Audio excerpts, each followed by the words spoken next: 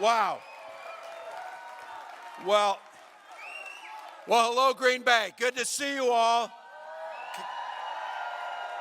Can I just say there's so many reasons to be thankful. I, for one, would just like to say two of my dearest friends happen to be two of the most effective and decent people I have ever met in Tony Evers and Gretchen Whitmer. So thank you. Incredible. And as Tony said it, let's just be clear. I think you know in this state what you have, but on behalf of the rest of the country needs Senator Tammy Baldwin. Please send her back. Please send her back. I said between Minnesota and Wisconsin, we have three of the best senators in the entire country. The other one, not so much, but you work on that next time. I'd like to give a big thank you today, especially to the leadership of our indigenous sovereign nations who are here today. So thank you for that.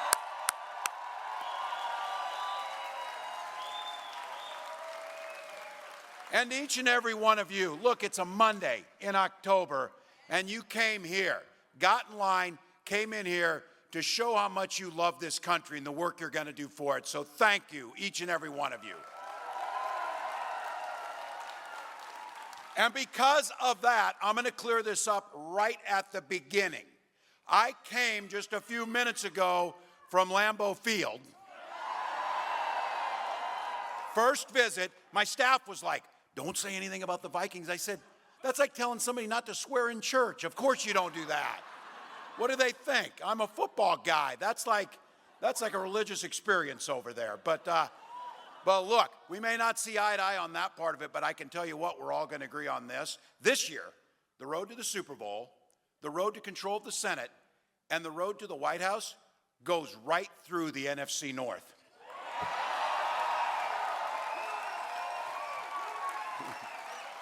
Michigan, Wisconsin, and Minnesota. Look, you had a Lions fan, a Packers fan, and a Vikings fan up here. The only thing more amazing is we got Bernie Sanders, Dick Cheney, and Taylor Swift all on the same ticket. Well, there you go. All right, 22 days until Election Day, and we are running like this is it. 22 days. 22 days till we win this thing. Everything is on the line. Everything is on the line. So Kamala and I, we are not going back. We are not going back. So look, we're barnstorming the country. We're doing radio, TV, podcasts. I'm about 2 hits away from being a regular on Fox News now. We're on a first name basis. But look, our policies help the people who listen to Fox News. That's why we need to get out there. Over the weekend, Kamala Harris made it very clear on this. She's ready. She has been making this clear for a long time. She's ready to be commander-in-chief, and she released her medical records. Straight, clean bill of health.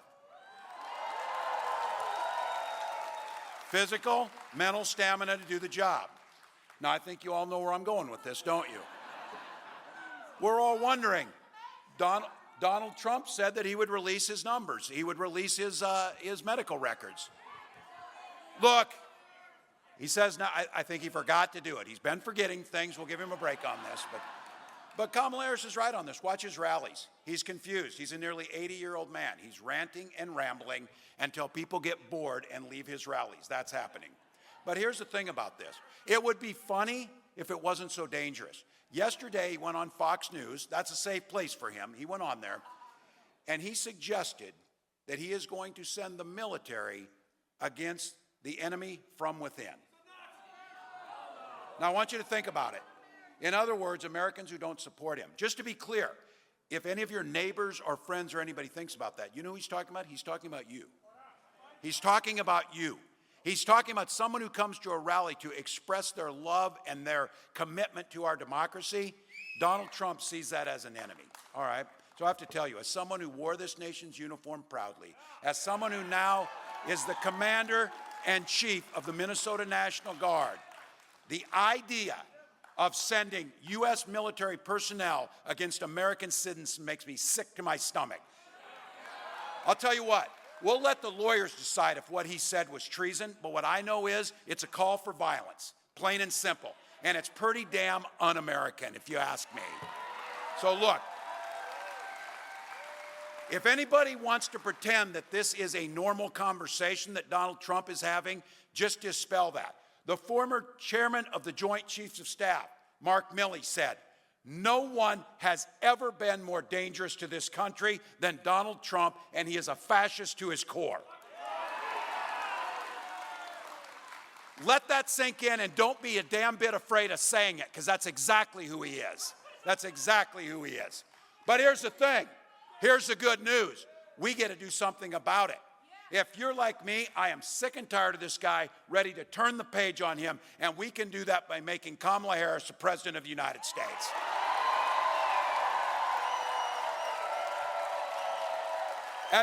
As you heard Governor Whitmer say, Vice President Harris and I both grew up in middle-class families, and what everyone in here knows is when the economy is fair, it works best for everyone, and in that case, we have that saying, I know you have it here too, we all do better when we all do better. That's not a hard thing to understand. That's why under her leadership, we're investing in America's people once again.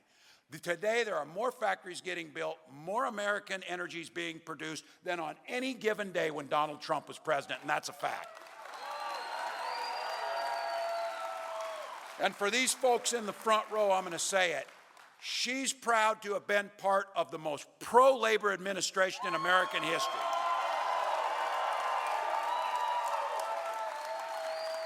Unafraid and standing next to Joe Biden as we walk picket lines for workers demanding better pay and better working conditions.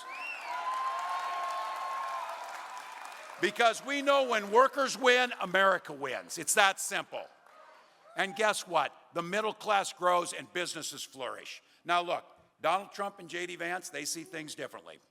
Trump talks a big game, but he was a disaster for working people. He was one of the biggest losers of manufacturing jobs in American history, and that's a fact. So to your neighbors, your friends, hell, our family members, if they say, I don't really like Trump, but I like his policies, which policies were those? When he destroyed American manufacturing? When he shipped jobs to China? Hell, he doesn't even manufacture his Bibles here. He outsources that to China.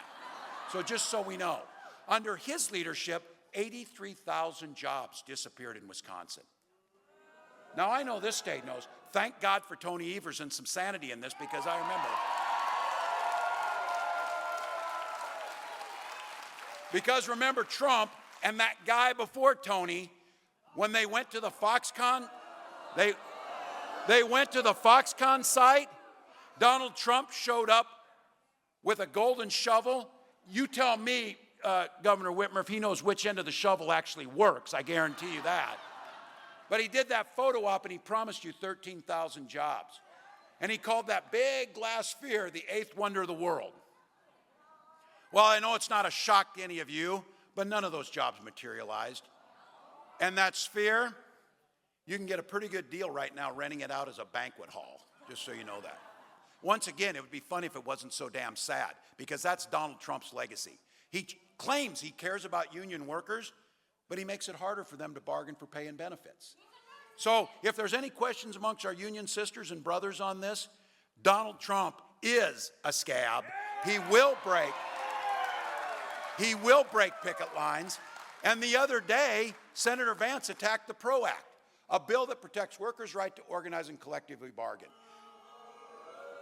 The AFL-CIO said that the PRO Act is the most significant worker empowerment legislation since the Great Depression.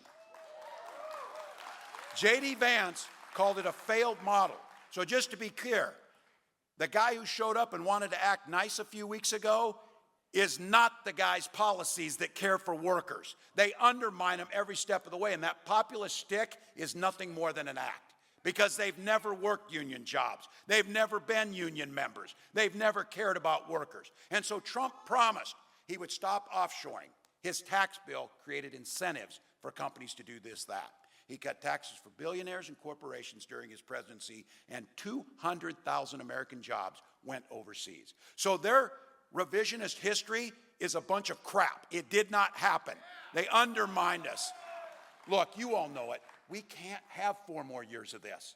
We won't have 4 more years of it. We won't. Now, I want to make sure I speak precisely on this. I said, Donald Trump doesn't have a damn plan. That wasn't quite true.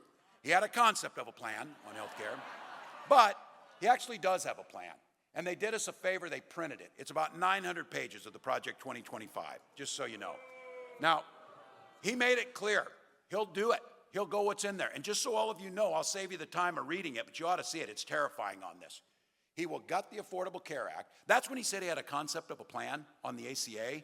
And then J.D. Vance tried to explain what that was. And I said, you should go back to the concept of a plan because you explain it, it's worse. Because it's not going to work.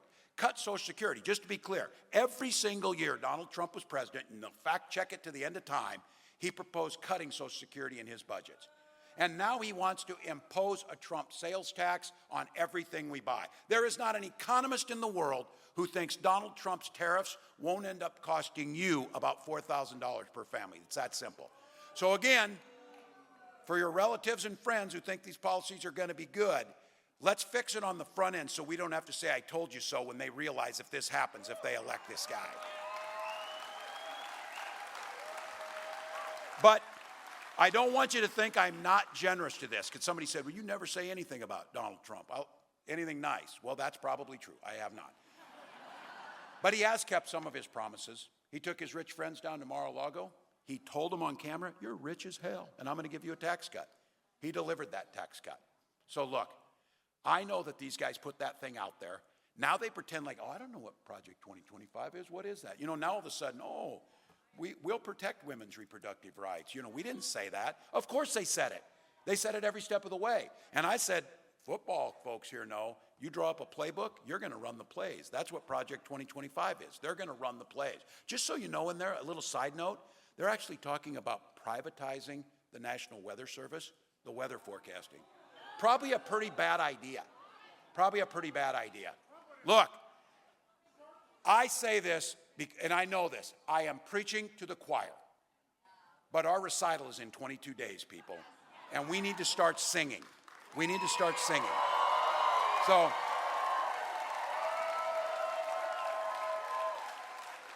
So we know what their song sounds like, and it's terrible. Well, here's what our song sounds like. Give you something to vote for. Kamala Harris has laid out a plan to build an opportunity economy, one that lowers everyday costs, lifts everyone up, leaves no one behind. We're talking about a child tax credit to help new parents, $6,000 in the first year of that child's life, let you buy a crib, a child car seat. We did it in Minnesota, and you know what happens when you put that child tax credit in? It reduces childhood poverty by 1/3. So you start investing in little ones. You know this story. You can invest in early childhood education. You could invest in a child tax credit. You could invest in children's health care. You can invest in your schools because you can make a decision. You can buy school buses and school meals, or you can buy prison buses and prison meals. We'd rather buy the school buses. We'd rather invest on the front end. She talks about a home. These guys are speculators, Wall Street guys. These are the ones that see buying up homes and then jacking up the prices. That's what they do. It's just another commodity to buy and sell. Homes are where we take care of our family. That's why Kamala Harris has proposed building 3 million more homes and a $25,000 down payment assistance. That makes things better. And this price gouging stuff, you saw it in action. We got a hurricane coming in Florida. Guess what happened to airline prices right before that? People trying to fly out of Florida. That's not a fair economy. That's not capitalism. That's price gouging. And we saw it with insulin. Those of you who have to have your insulin, capping it at $35, make sure everybody can get it. And you know why that's not against capitalism? Because it costs $5 to make that vial of insulin. Why were they selling it for $800? And the answer is because they could, and no one stopped them from doing it, and it was putting people's lives at risk. We can do the same thing with prices across the board. And for those of you who are small business owners, you know what you pour into that business. You know how hard it is to start it. Right now, forever, we've had a $5,000 tax credit for you to start that small business. That's not enough. Kamala Harris has proposed a $50,000 tax credit that lets you get your small business off the ground. That's the way it should be. And then some of you, For the gray hairs in here, or those of you who aren't gray hair, if you're caught in that sandwich generation, if you're like me, I got a nearly 90-year-old mom, and as of yesterday, I have an 18-year-old son on this, so there we go. Gus turned 18 yesterday, and he said, Dad, you're working hard to get my vote. So there it is.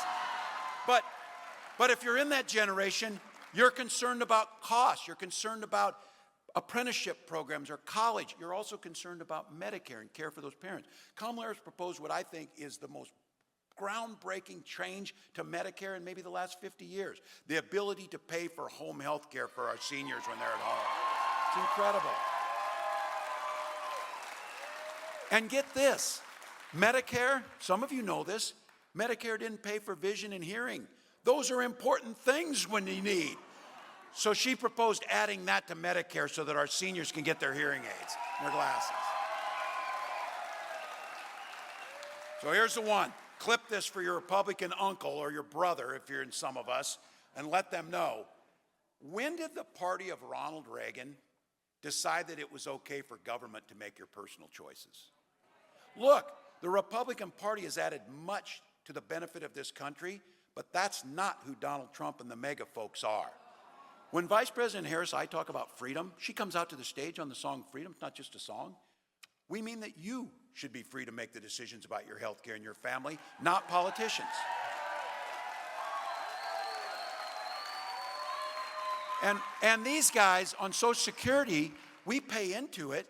In my family, it was Social Security survivor benefits. I'm a teenager. My little brother's in 4th grade. My dad dies. Social Security survivor benefits was there to keep my mom going. So we're Midwesterners. We're damn happy to pull ourselves up by our bootstraps. We just didn't have any boots. That's what Social Security survivor benefits is, and we paid into it. So these are the guys like Donald Trump tells you it's a Ponzi scheme. J.D. Vance tells you it's the only thing standing in between fiscal sanity and that. No, it's not. It's tax. How can a guy like Donald Trump not pay taxes for 10 of the last 15 years and then complain about Social Security? So Kamala Harris has said, we will strengthen Social Security and Medicare and make for a dignified retirement.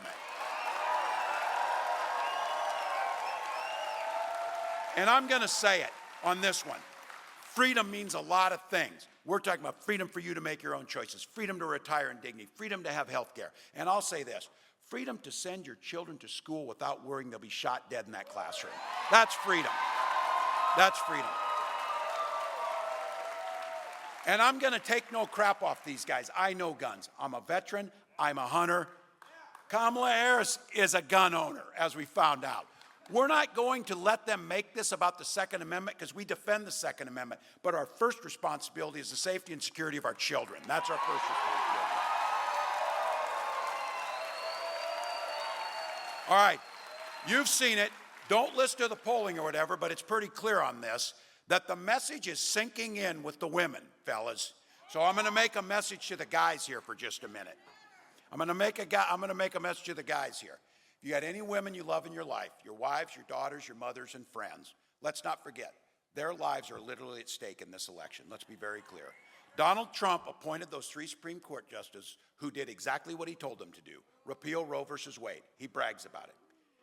He's glad my daughter Hope now has fewer rights than her mother had. That's what he's bragging about.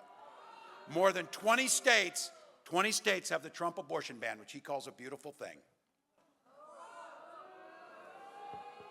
A beautiful thing. Now, you're all thinking this. What that beautiful thing means is all across this country in those states, there are women that are being denied care in the ER, having miscarriages in parking lots, survivors of rape and incest being asked to carry those pregnancies to term. That could be the women across the country, and you saw it with Amber Thurman down in Georgia, had to travel to North Carolina because of that trip. She lost her life. If she would be living in a state or living in a country that had Roe versus Wade protection, she very well would be alive today. The idea that women's rights are dependent on geography is just abhorrent to all of us. That's why we need to elect Kamala Harris and reinstall Roe versus Wade.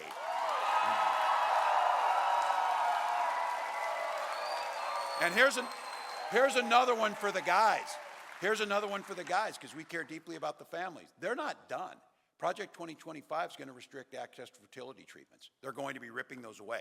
I know there's those of you out there. If you've not been through the actual anguish of infertility, I guarantee you know somebody who has. My wife and I went through this for years. We had access to insurance, and we had access to fertility treatments. So I'll have to tell you this. I'll be damned if I would deny anybody else a chance to have the family that they want.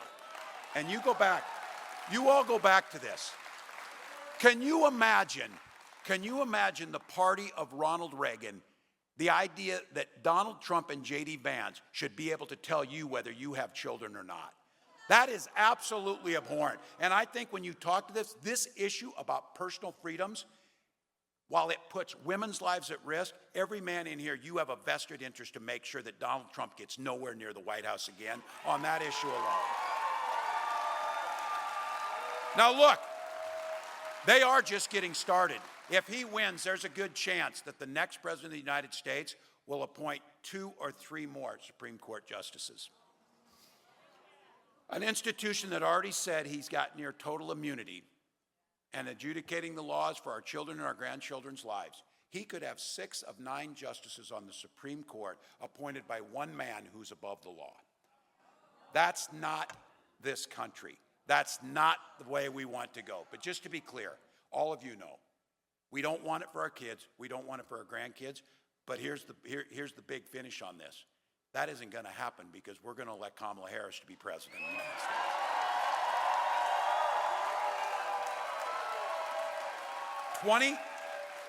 22 days, don't get complacent. I know that people are talking about this. Look, we are the underdogs.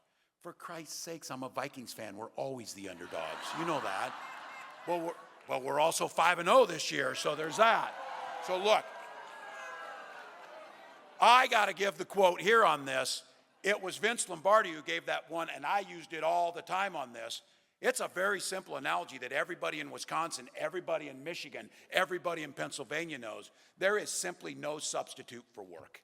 No substitute for work. So look, 22 days, we're leaving it all on the field. It's all gas and no break for 22 days. I've been saying, I got to be careful on this one. I've been saying we're going to sleep when we're dead, people. I had a woman come up to me at a rally and say, you're taking that too literally, man. You look like hell. So big down there. So I'm not slowing down. You're not slowing down.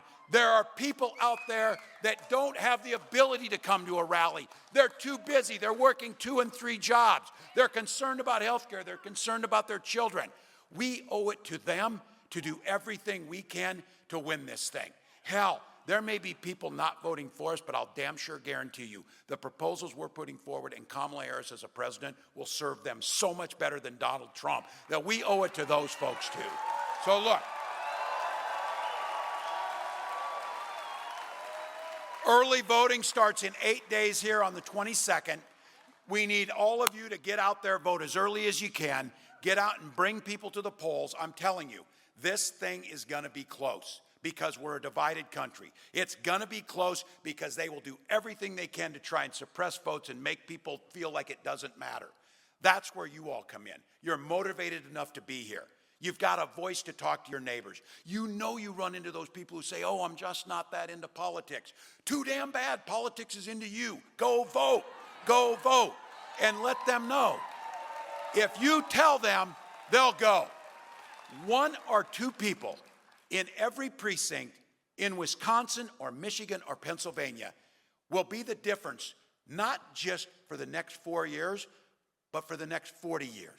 And not just for this state or this country, but globally. The rest of the world is looking and saying, where is the America we love? Where is the America that leads with its values and its decency and its kindness? Well, I'll tell you where it's at. It's right in this room. And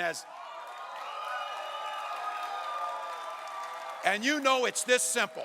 The vice president said it, and it seems simple, but you know it's true. Vince Lombardi's know there's no substitute for hard work. And when you put that work in and we fight, we win.